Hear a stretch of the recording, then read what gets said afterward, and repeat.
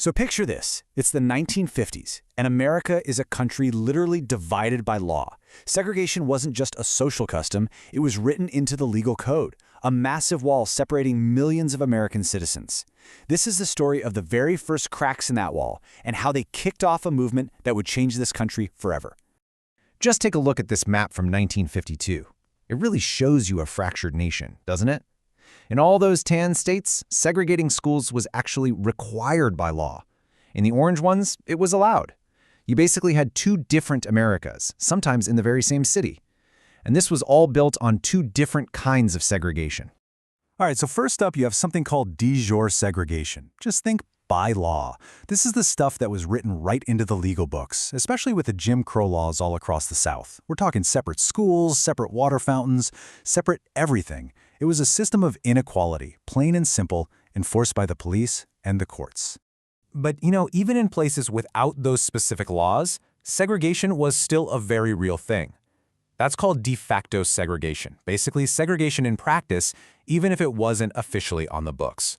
A perfect example is white flight, where white families moved out to the suburbs, leaving African Americans behind in inner cities that often had crumbling schools and fewer resources. But things started to shift. After World War II, a war that was fought for freedom all over the world, people started asking, what about freedom right here at home? And that seemingly unbreakable system of segregation, well, it started to face its first real challenges. And you know what's interesting? The first big moves actually came from the very top.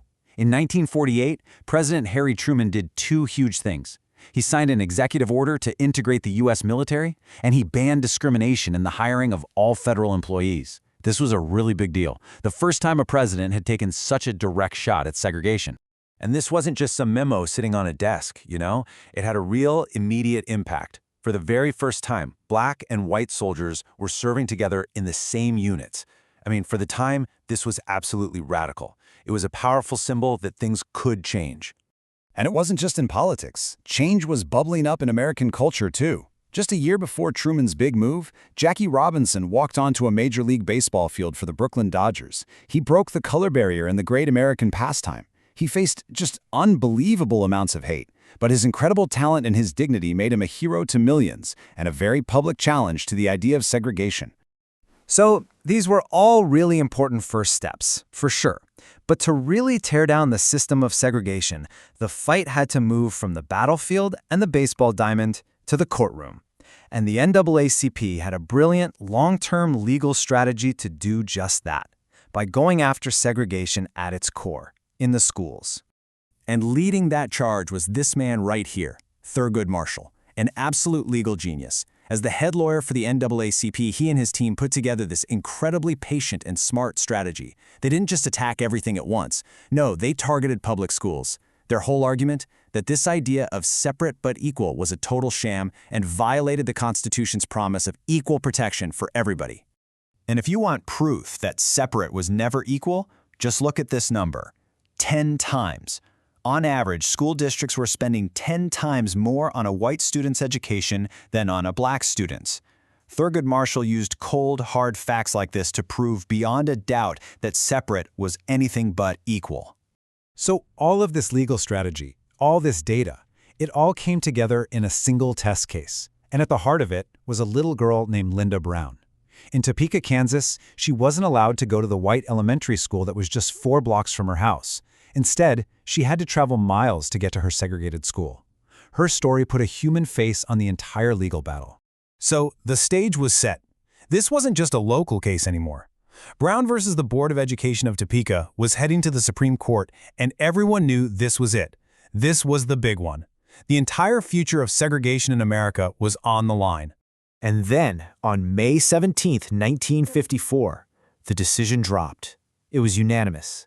And it was an absolute earthquake. The headlines basically screamed it from every street corner.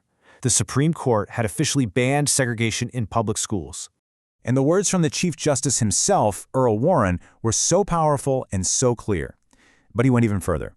The court said that separating kids just because of their race makes them feel inferior, and that it could damage their hearts and minds in a way unlikely ever to be undone. And just like that, the old separate but equal rule from way back in 1896, it was gone, done. Okay, but as we all know, a court ruling is one thing. Making it happen in the real world, that's a whole other story. The reaction was immediate and completely split. You had some cities, like Baltimore and D.C., that actually started integrating. But down in the Deep South, oh boy, the reaction was something else entirely. It became known as massive resistance. And this quote from the governor of Georgia pretty much sums it up. Politicians across the South openly defied the Supreme Court. They promised to do whatever it took to keep segregation alive. And this defiance emboldened groups like the Ku Klux Klan, which saw a revival, using terror and violence to fight against integration. So, this set up a major question. Would the federal government actually enforce its own ruling? The first big test came in 1957, and the flashpoint was Central High School in Little Rock, Arkansas. This is where the legal fight became a real physical confrontation. I mean, just look at the contrast here. It's just staggering. On the one side, you have this mob of furious protesters, and on the other, you have these 9 kids, incredibly brave teenagers who came to be known as the Little Rock Nine, just trying to go to school. And this whole thing blew up into a massive constitutional crisis. The governor of Arkansas, Orville Phobos, basically drew a line in the sand against the federal government. He actually called in the state's National Guard. But not to protect the students, no, he used them to block the students from even setting foot inside the school. Well, that was a step too far. Governor Phobos basically forced President Eisenhower's hand. Even though he was reluctant, Eisenhower sent in the U.S. Army, the 101st Airborne Division. Federal soldiers literally escorted the Little Rock Nine to class every day that year. It sent a crystal clear message: the federal government was not going to let its authority be challenged. Now look, the Brown v. Board decision and the whole showdown in Little Rock, it didn't magically end segregation overnight. Not by a long shot.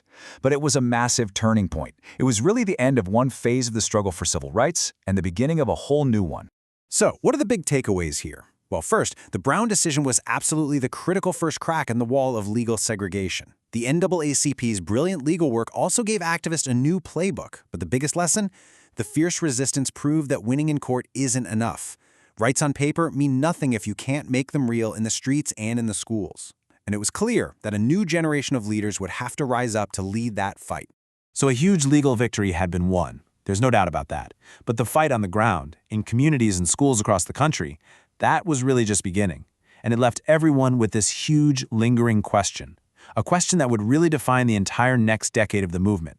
Okay, you've changed the law, but how do you change a country's heart?